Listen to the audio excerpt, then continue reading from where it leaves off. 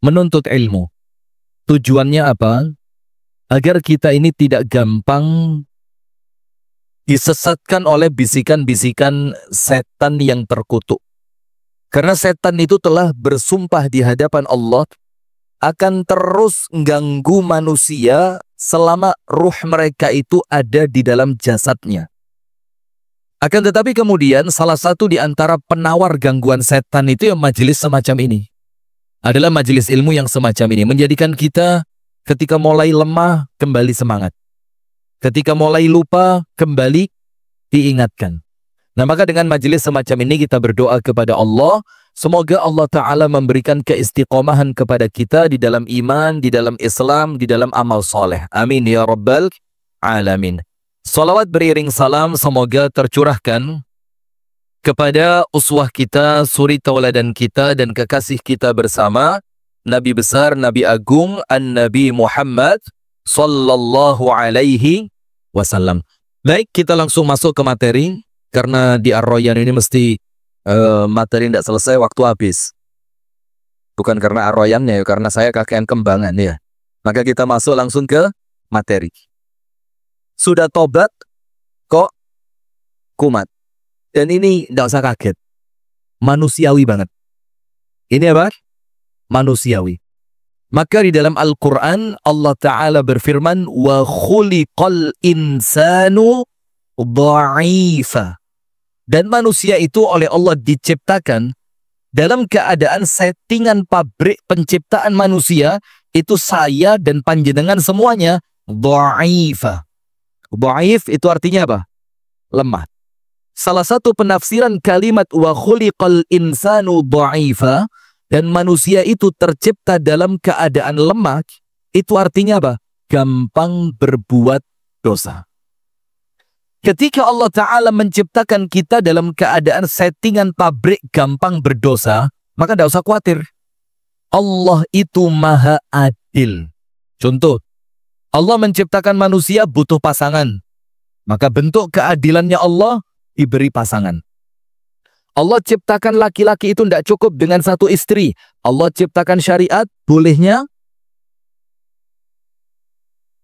Coba yang kompak Pak, yang kompak. Saya kepingin ada interaktif di antara kita ya, supaya pengajian ini hidup gitu ya. Jadi Allah itu senantiasa memberikan apa yang diciptakan tentang manusia, solusi dari penciptaan itu. Termasuk ketika memang Allah menciptakan kita dalam keadaan gampang berdosa, maka Allah punya sifat pengampun. Allah punya sifat apa? Pengampun. Itulah artinya keadilan di dalam penciptaan. Maka dengan itu ada satu hadis di mana Allah Ta'ala itu menuliskan tentang Allah itu 4.000 tahun sebelum Allah menciptakan dunia. Apa tulisannya? Wa anal ghaffar. Dan aku, yaitu Allah, adalah zat yang memiliki sifat ghaffar. Kenapa Allah memiliki sifat itu? Ya tentu itu kehendak Allah Subhanahu wa Ta'ala. Tapi kemudian sifat ini akan menjadi kemudahan untuk manusia yang memang tercipta gampang melakukan dosa. Wis, dari rumah sampai Ar-Rayyan, ada dosa yang dilakukan? Anda mau ke masjid loh, masa sih dosa? Anda mau datang ke majelis ilmu loh, ada dosa? Apa coba? Di jalan ngelihat sepeda motor berebet langsung ngerasani bahlil, dosa. Loh, sepeda motor mogok, ini korban etanol. Itu bisa jadi dosa itu, peluang dosa. Di lampu merah, ketemu orang yang sedang ngamen. Langsung juruni hati, ngobong, ngamen, gini. Ngelihat lagi orang tidak menutup auratnya dengan sempurna. Di mobil, nyetel, gosip. Artis bercerai. Masya Allah. Coba. Jadi artinya memang keadaan seperti itu adalah keadaan lazimnya manusia. Maka jangan sampai dosa itu menjadikan panjenengan berkecil hati, akhirnya tidak mau tobat. Karena menganggap, kok saya ulang terus? Kok terkesan saya ini meremehkan dosa? Kok terkesan saya ini mempermainkan tobat? Padahal memang Allah Ta'ala di dalam hadisnya Rasulullah Sallallahu Alaihi Wasallam menciptakan Bani Adam itu khata.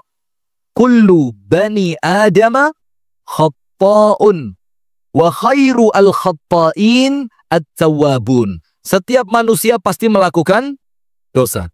Dan sebaik-baiknya orang yang berdosa adalah mereka yang mau tobat. Ada satu hadis yang disebutkan oleh Rasulullah sallallahu alaihi wasallam dari sahabat Abu Sa'id Al-Khudri radhiyallahu taala anhu, dan hadis ini merupakan hadis yang sahih. Hadisnya apa? Sahih.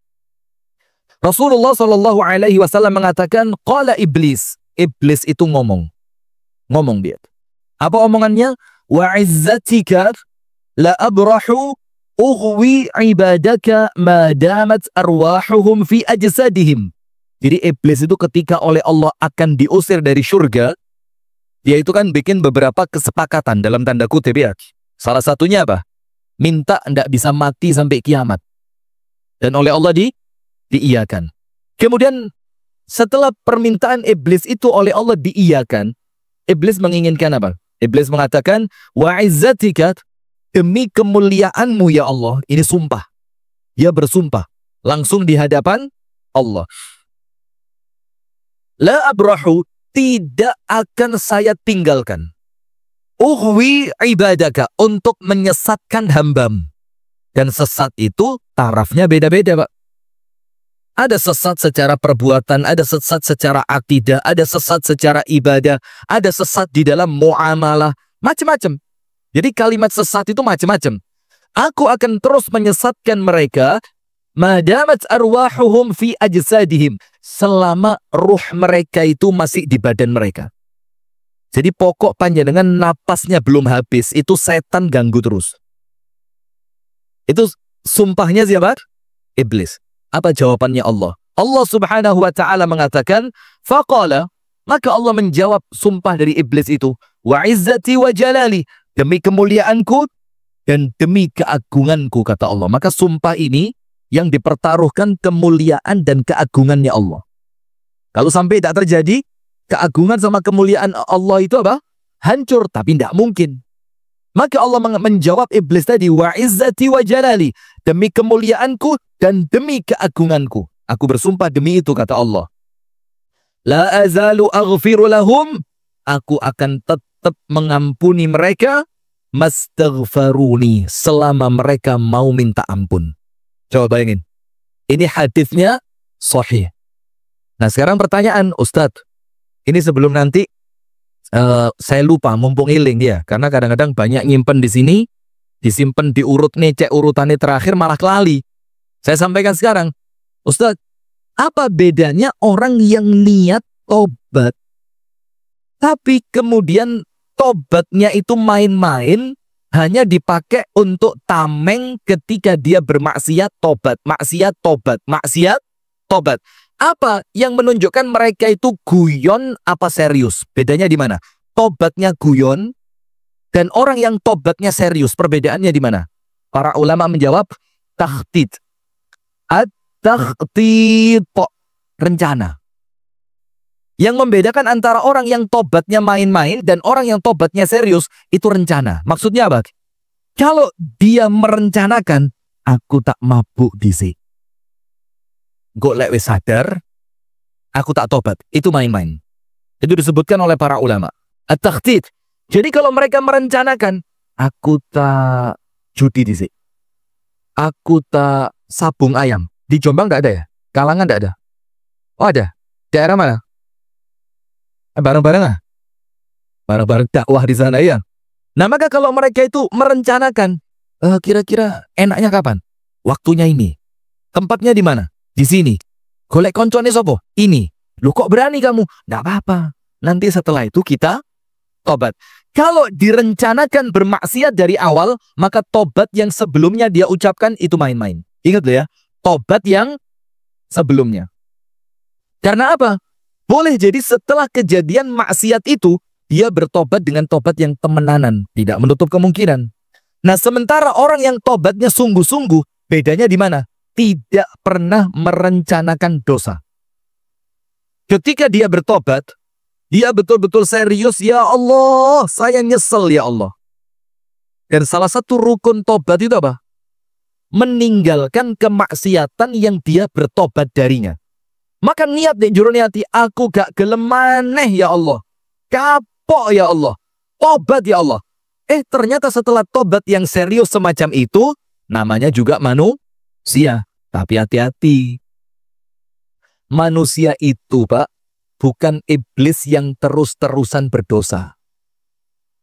Dan manusia itu juga bukan malaikat yang terus-terusan taat.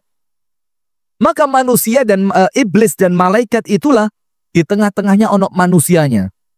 Manusia itu kadang-kadang tobat, kadang-kadang maksiat dan tidak jarang dia taat. Kalau maksiat terus, ya ini manusia berkarakter iblis.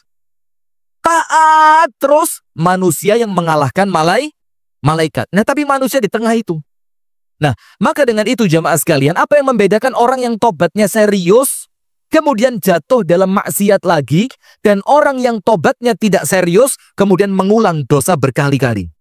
Perbedaannya cuma satu, perencanaan. Kalau dia merencanakan, aku tak tobat disik, engkau lek kepingin tak maksiat maneh. Nah, ini kebanyakannya begitu kan? Angkat tangan yang seperti itu.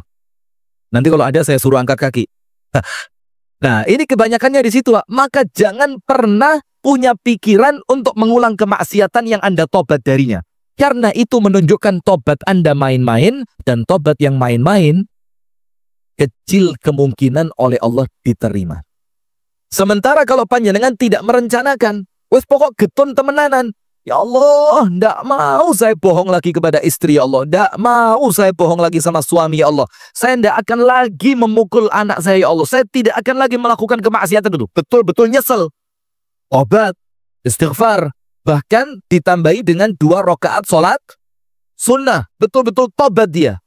Setelah tobat yang sungguh-sungguh tadi, tidak pernah merencanakan kemaksiatan yang sama. Lah kok moro-moro keceplosan, kelepasan, kalah dengan hawa nafsunya, maka dia terjatuh dalam dosa yang sama. Itu kata Ibnu Katsir, walau ada alfa marrah, thumma taba alfa marrah, taballahu alaih. Walaupun dia mbaleni ping 1000, walaupun dia mengulang 1000 kali, kemudian dia tutup dengan tobat 1000 kali, maka Allah terima tobatnya mereka dengan syarat tidak merencanakan kemaksiatan yang akan dia tobat darinya. Paham sampai sini?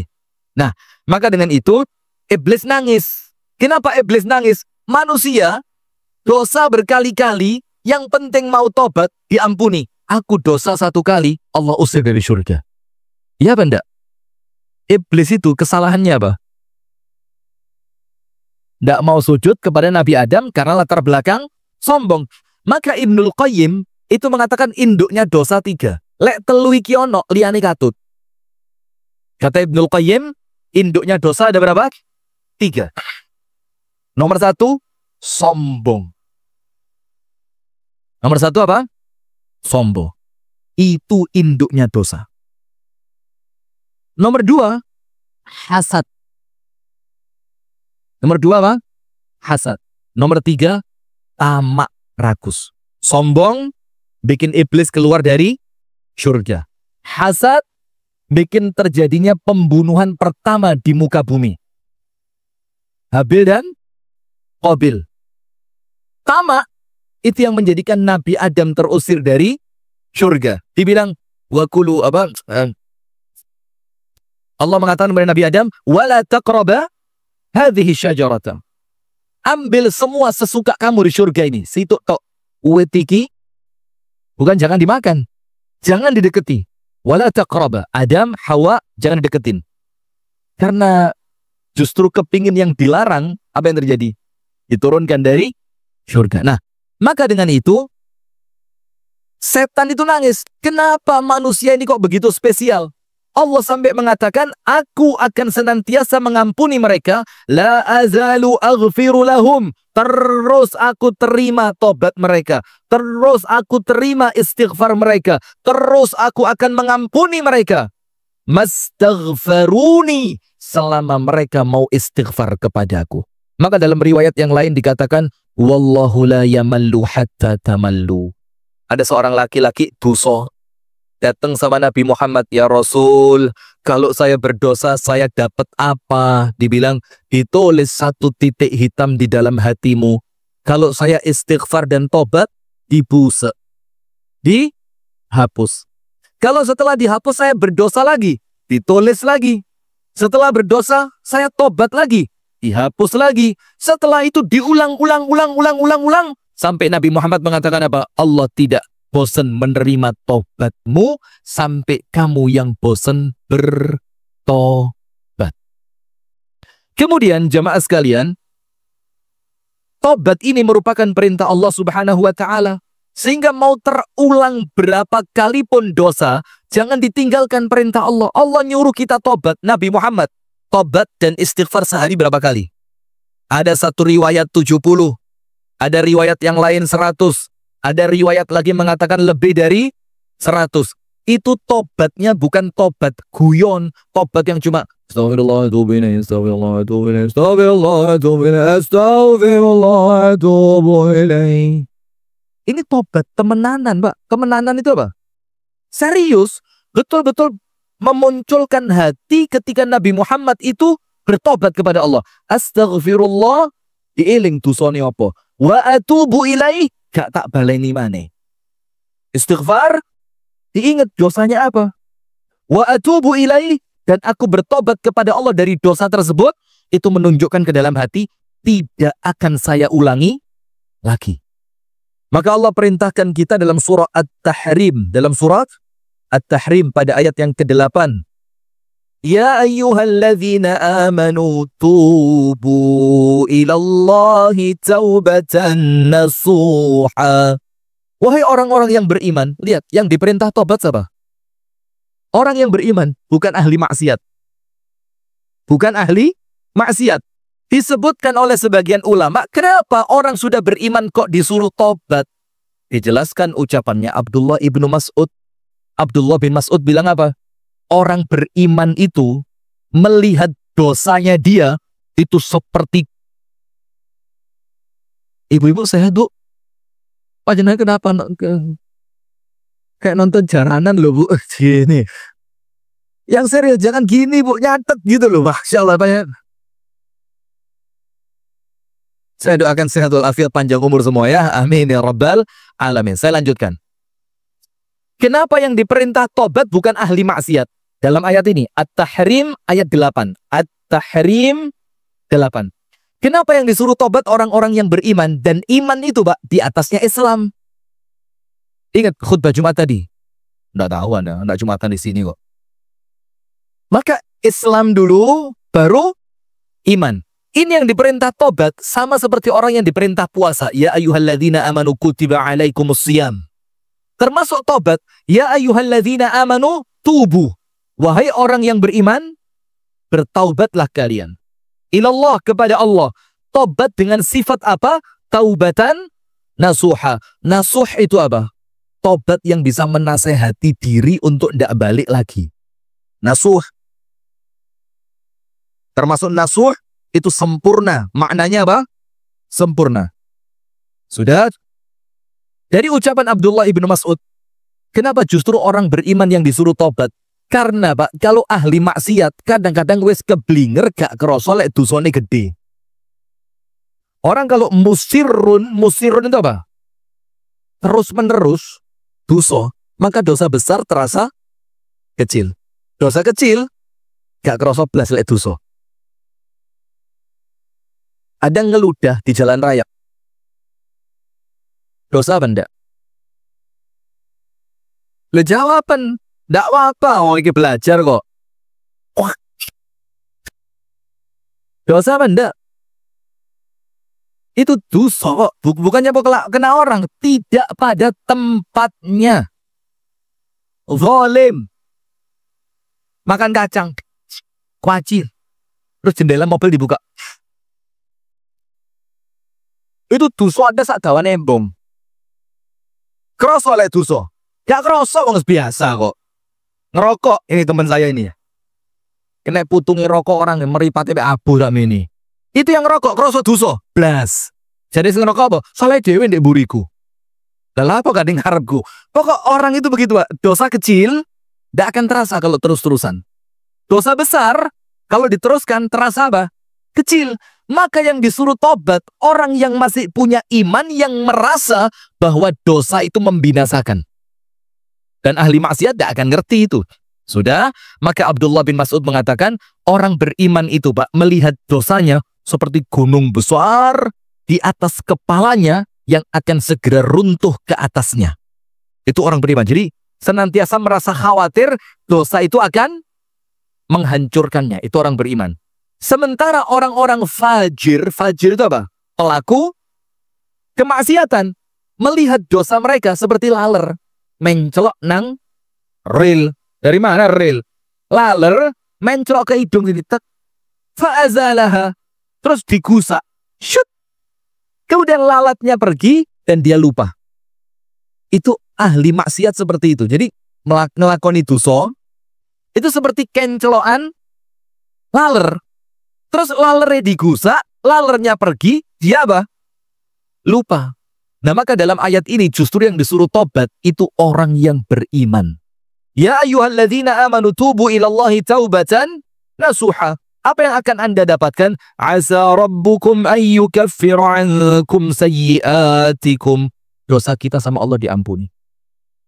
Wa yudkhilakum jannatin tajri min tahtihal anhar. Kemudian Allah akan masukkan kalian ke dalam surga. Kemudian berikutnya kita perlu perhatikan di sini. Ada beberapa poin tentang sudah tobat lah kok kumat. Panjenengan buka yang pertama surah Al-A'raf ayat 201. Surah Al-A'raf ayat 201. Di sini dua, Pak. Saya harapkan dua. Nomor satu, panjenengan tidak meremehkan dosa dan mempermainkan tobat. Saya dan panjenengan tidak meremehkan dosa dan mempermainkan tobat. Yang kedua, kalaupun ternyata dosa itu terulang, panjenengan tidak putus asa untuk tetap bertaubat. Jadi arahnya dua itu. Nomor satu, lewis tobat, yo hati-hati. Jangan meremehkan dosa sampai terkesan tobat itu hanya bahan apa? Permainan. Jangan. Nomor dua, kalaupun memang terulang karena sifat manusiawi yang kalah dengan hawa nafsu, panjenengan tidak merasa putus asa untuk tetap bertobat. Surat Al-A'raf ayat 201. Nanti kita baca tafsir Al-Imam Ibnu Katsir. Allah Ta'ala berfirman, Innal ladzina taqaw, orang-orang yang bertakwa. Takwa itu apa? Ibadah api, maksiatnya ditinggal. Itu orang bertakwa. Menjalankan perintah dan menjauhi larangan. Al-A'raf berapa? 201. Idza massahum ta'ifum minasyaitan, kalaulah mereka langsung digoda setan, dibisiki oleh setan, diawe-awe oleh setan. Sing senam pupune seksi, legginge ketat, rinio deloken dilu ae rapopo. Kan pandangan pertama gak dosa. Gak dosa iku lek gak sejo.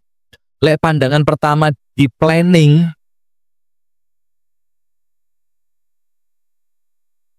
sadurunge kedep ora apa-apa. Meleh terus. Lah ini ya rusak, sama aja. Jadi yang dimaksudkan pandangan pertama tidak berdosa itu apa? Yang tidak disengaja. Kalau pandangan pertama disejo, ya podo ayo dosa. Nah, maka orang-orang bertakwa itu idza massahum ta'ifum minasyaiton, ketika mereka diganggu pikiran jahat untuk berbuat dosa oleh setan, apa yang terjadi? Tadzakkaru, mereka langsung ingat. Apa yang mereka ingat? Akibat buruk dari dosa. Apa yang mereka ingat? Kemurkaan dari Allah. Apa yang mereka ingat? Siksa dan azab neraka yang Allah siapkan untuk orang-orang yang melakukan kemaksiatan. Fa'idha hum mubsirun, maka seketika itu mereka langsung sadar. Gak. Itu orang beriman. Tapi ayat ini yang akan kita ambil manfaatnya, syahidnya apa? Bahwasannya jangan dikira kalau sudah ngetu 5 waktu nang masjid, ngetu getu istiqomah ngaji 1 hari 1 juz, getu istiqomah poso Senin, Kemis, jangan Anda kira orang itu tidak diganggu setan. Karena apa? Al-A'raf 201 mengatakan orang yang bertakwa pun akan tetap mendapatkan bisikan-bisikan buruk dari setan untuk mereka melakukan apa? Kemaksiatan. Nah sekarang kita masuk, Anda buka surah Ali Imran 135-136. Surah apa? Ali Imran 135-136. Allah Ta'ala berfirman, وَالَّذِينَ إِذَا فَعَلُوا فَاحِشَةً أَوْ ظَلَمُوا أَنفُسَهُمْ ذَكَرُوا اللَّهَ فَاسْتَغْفَرُوا لِذُنُوبِهِمْ وَمَنْ يَغْفِرُ الذُّنُوبَ إِلَّا اللَّهُ وَلَمْ يُصِرُّوا عَلَى مَا فَعَلُوا وَهُمْ يَعْلَمُونَ. 135. 136. أولئك جزاؤهم مغفرة من ربهم وجنات تجري من تحتها الأنهار خالدين فيها ونعم أجر العاملين. Anda akan lihat Imam Ibnu Katsir menafsirkan ayat ini walaupun dia mengulang dosanya. Saya baca artinya. Walladzina idza fa'alu fahishatan, dan orang-orang apabila mereka melakukan perbuatan yang keji. Keji itu apa? Keji itu kita awali adzan Isya dulu. Nanti keji kita jelaskan setelah adzan Isya. Pemirsa jangan kemana-mana. InsyaAllah tayangan ini akan kita lanjutkan setelah kumandang adzan Isya. Kita melakukan fahisyah. Fahisyah itu apa? Zina lansak pituruti. Itu namanya apa? Fahisyah. Wala taqrabuz zina innahu kana fahisha. Jangan mendekati zina, karena zina itu apa? Fahisha, perbuatan yang keji. Dan sak pituruti itu apa? Yo, yang berkaitan dengan itu, minuman, pornografi, erotisme, itu semuanya masuk dalam makna fahisha. Yaitu mereka manusia apabila mereka melakukan perbuatan fahisha yang keji, au dzalamu anfusahum, atau mereka melakukan kezaliman terhadap diri mereka sendiri. Kezaliman terhadap diri mereka sendiri itu artinya apa? Dosa secara umum. Dosa secara umum. Apa yang mereka lakukan? Dzakarullah, langsung mereka ingat kepada Allah. Ingat kepada Allah jamaah. Nomor 1, ingat ya Allah. Allah itu maha melihat. Nabbi ibadi anni anal ghafurur rahim wa anna adzabi huwal adzabul alim. Beritahukan kepada hambaku, aku ini pengampun penyayang. Tapi beritahukan juga bahwasannya azabku adalah azab yang sangat pedih, menyakitkan. Nah maka langsung ingat. Tapi dia ingat juga bahwa Allah itu pengampun. Jadi setelah dia berdosa, bermaksiat, melakukan perbuatan yang keji, dia melakukan kezaliman, langsung iling. Apa yang terjadi? Fastaghfaru lidzunubihim. Kalimatnya fa. Fa itu artinya gak ngenteni meneh, gak ngenteni telung dino, gak ngenteni saulan. Fa, langsung mereka beristighfar atas dosa mereka. Lalu Allah tanya, wa may yaghfirudz dzunuba illallah? Dia ngerti karena tidak ada yang mampu mengampuni dosa kecuali Allah. Jadi setelah dia ingat, dia istighfar, oleh Allah disambut. Apa sambutannya? Memang betul. Tidak ada yang mampu mengampuni dosa kecuali aku, yaitu Allah. Kemudian walam yusirru ala ma fa'alu, dan dia tidak melakukan isror. Walam yusirru, dan dia tidak terus-menerus melakukan dosa itu. Artinya terus-menerus berdosa tanpa tobat. Berdosa tanpa tobat. Wahum ya'lamun, dalam keadaan mereka ngerti, sadar, dan tahu.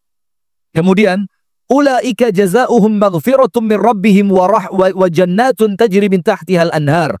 Maka mereka yang seperti itu melakukan dosa, keji, zalim, iling sama Allah, langsung istighfar dan tobat, dan tidak terus-terusan melakukannya, Allah siapkan ampunan untuk mereka, dan Allah siapkan surga yang mengalir di bawahnya sungai-sungai. Mereka kekal di dalamnya, dan itulah sebaik-baik pahala bagi orang yang beramal. Kata Imam Ibnu Katsir, Ali Imran ini 135-136, mereka tidak melanjutkan perbuatan kejinya itu dalam keadaan mereka mengetahui. Maksudnya apa? Kalau dilanjutkan berarti mereka tidak tahu. Sekarang Anda buka, biar melengkapi Ali Imran 135-136. Anda buka dalam Al-Quran.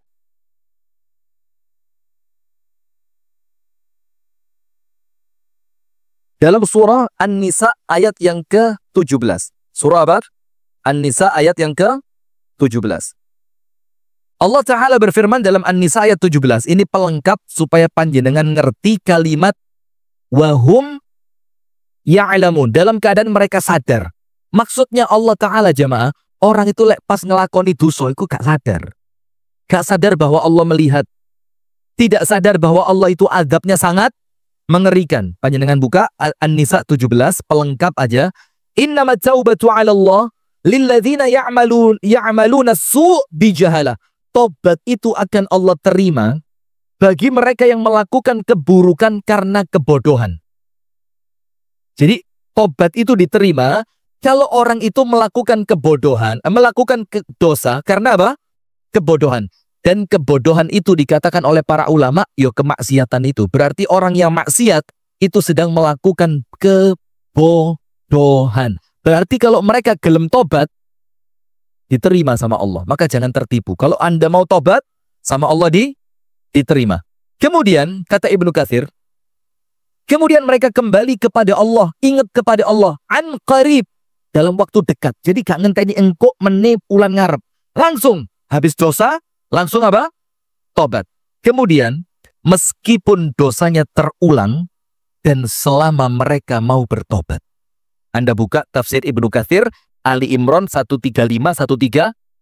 Apa kata Ibnu Katsir? Meskipun dosanya terulang, selama mereka mau tobat. Kemudian ada satu hadis jemaah. Hadis ini kalau difahami salah, ya buruk. Tidak baik. Tapi kalau difahami dengan cara yang benar, maka keren. Saya bacakan hadisnya. An Abi Hurairah radhiyallahu ta'ala anhu qala. Abu Hurairah mengatakan, Sami'tu Nabiy sallallahu alaihi wasallam yaqul. Aku mendengar Rasulullah sallallahu alaihi wasallam bersabda, Inna abdan asaba dzamban. Ada seorang hamba melakukan dosa. Wa rubbama qala, dan boleh jadi dia mengatakan ketika berdosa itu, aznaba dzamban faqala rabbi aznabtu. Ya Allah, aku melakukan dosa. Wa asabtu, wis kadung kedaden ya Allah. Jadi dia ngomong kepada Allah itu setelah dia berdosa, ya Allah, saya kok berdosa ya Allah. Dan ini sudah terjadi. Faghfirli, maka ya Allah, tolong saya diampuni ya Allah. Dia ngomong setelah berdosa itu, faghfirli. Kalau bahasa kita, astaghfirullah.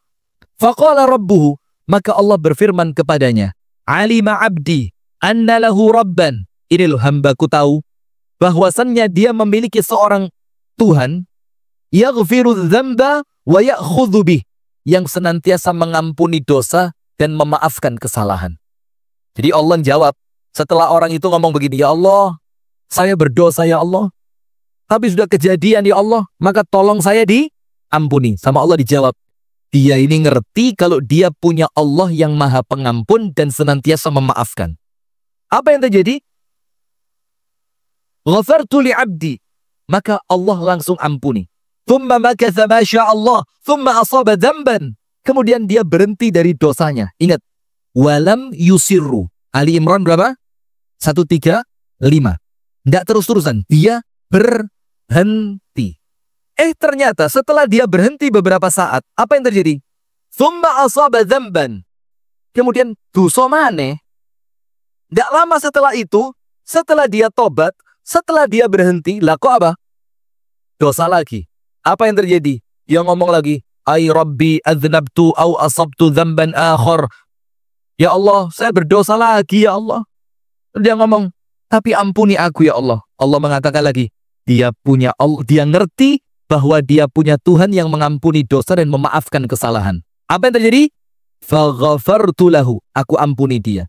Kemudian makatha masya Allah, berhenti lagi dia. Ternyata tidak lama setelah itu dosa maneh. Setelah dia berdosa lagi, ngomong lagi, ay rabbi asabtu dzamban, ya Allah aku berdosa lagi ya Allah.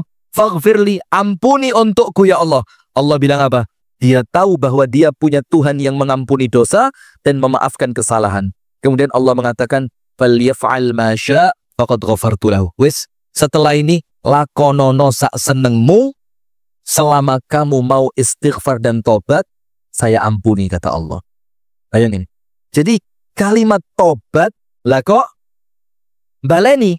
Apa kata Imam Nawawi menafsirkan hadis ini? Imam Nawawi mengatakan, maka setiap orang yang telah melakukan dosa, kemudian dia bertobat dari dosanya tersebut, kata Imam Nawawi, walau ada mi'ata marrat, walaupun dia mengulangnya 100 kali, au alfa marrah, atau 1000 kali, au zada alai, atau lebih dari 1000 kali.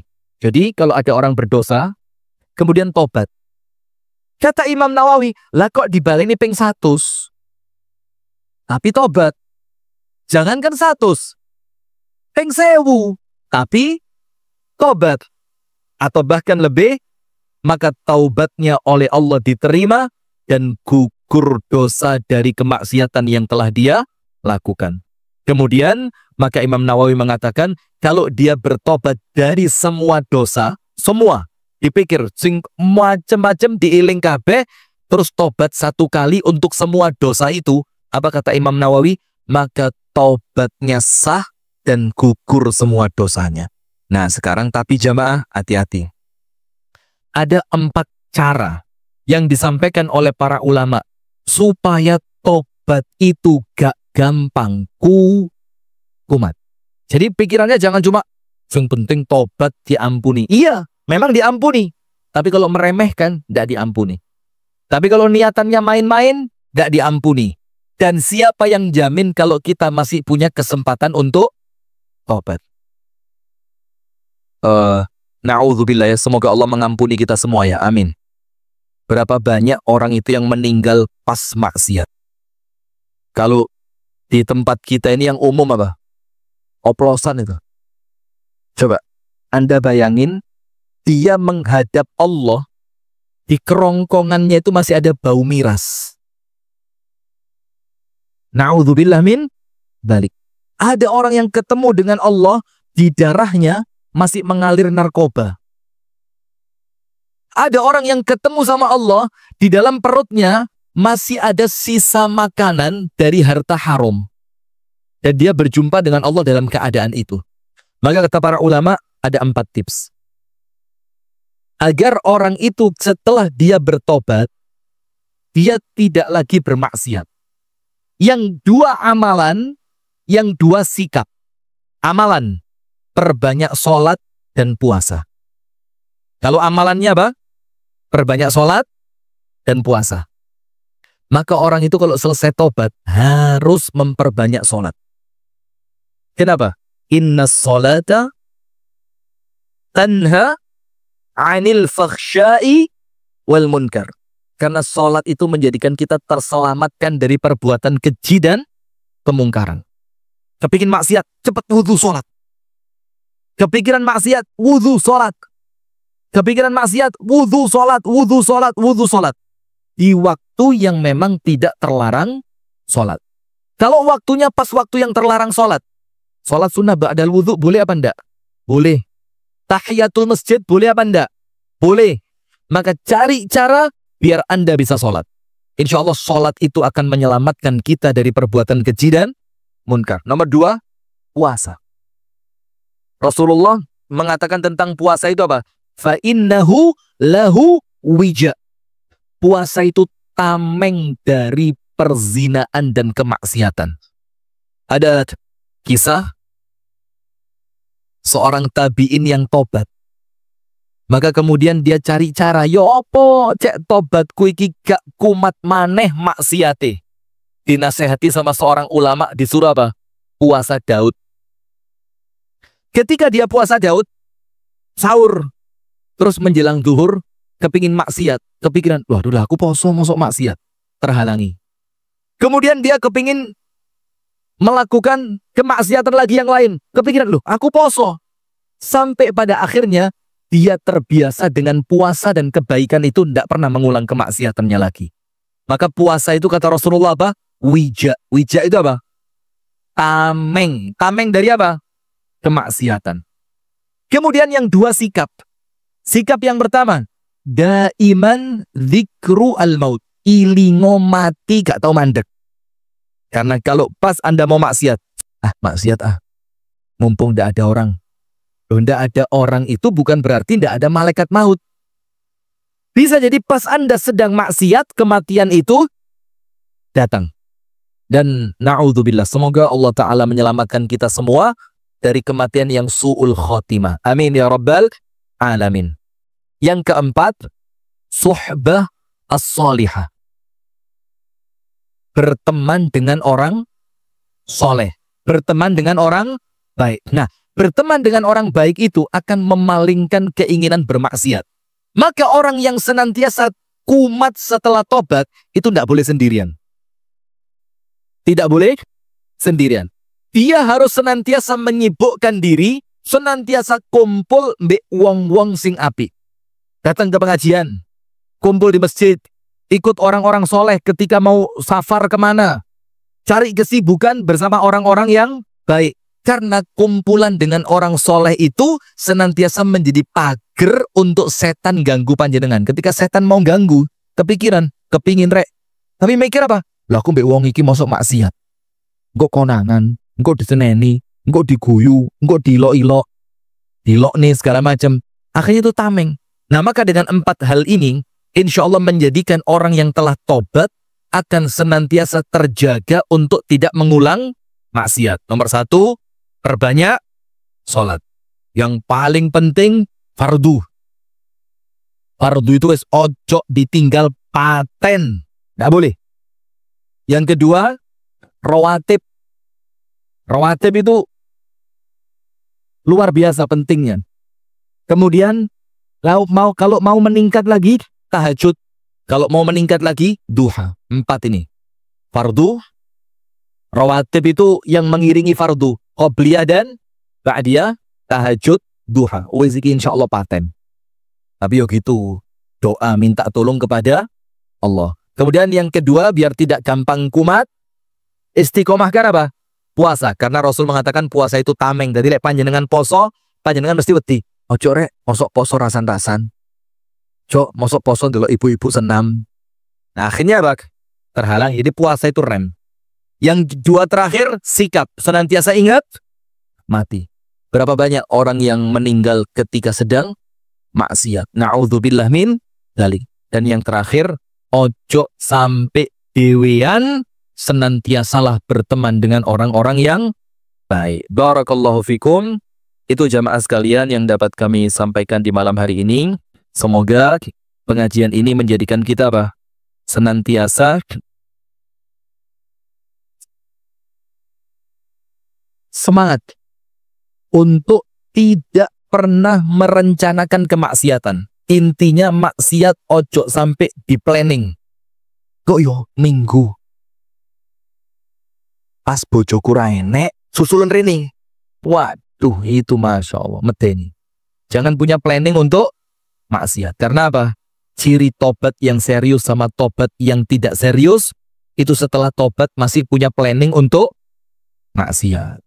Dan yang kedua, kalaupun ternyata penuh dengan kemaksiatan, jangan sampai mau ditipu setan, senantiasalah tetap yakin tobat Anda oleh Allah diterima. Begitu jamaah sekalian. Semoga ada manfaatnya. Kami tutup dari kami dengan doa kafaratul majlis. Subhanakallahumma wa bihamdika asyhadu an la ilaha illa anta astaghfiruka wa atubu ilaik. Kurang lebihnya mohon maaf. Assalamualaikum warahmatullahi wabarakatuh.